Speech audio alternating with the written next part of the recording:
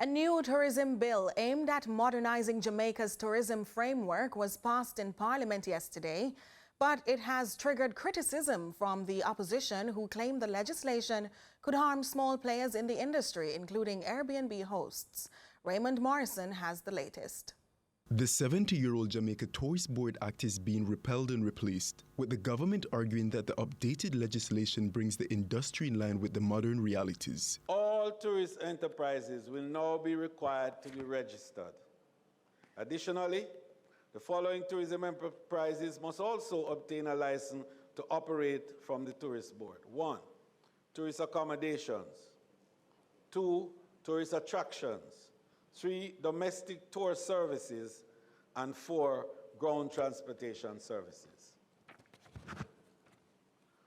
So, Mr. Speaker, the new pieces of legislation, therefore, will repeal the River Rafting Act of 1970 and the following regulations and orders. Under the new bill, certain tourism-related businesses, including tour guides, craft traders, and places of interest, must be registered with the Jamaica Tourist Board. But the opposition says it could sweep up others too, including Airbnb hosts.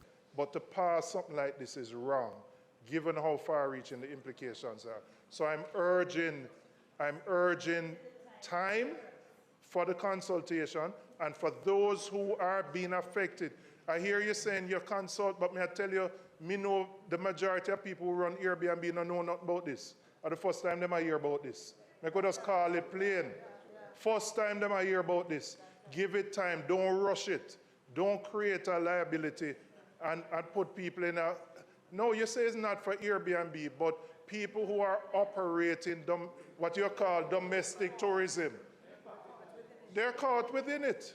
Opposition leader Mark Golden also accused Tourism Minister Edmund Bartlett of sidelining stakeholders and rushing the passing of the bill. I note the definition of tourism accommodation, and it means any facility or premises offering lodging or sleeping accommodation to any tourist or domestic tourist for hire or reward of any kind, including and it says a villa or an apartment, for example. So clearly, this would encompass what we describe as the Airbnb type accommodation.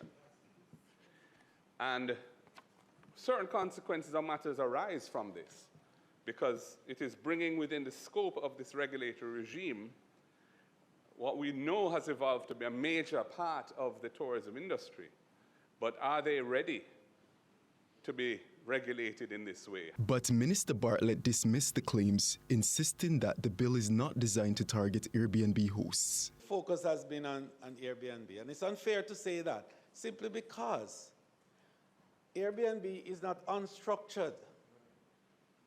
Airbnb operates on platforms that are highly structured, for which certain requirements are made, for which they must comply, failing which they will never be on those platforms. So within its own self, there is that regulatory.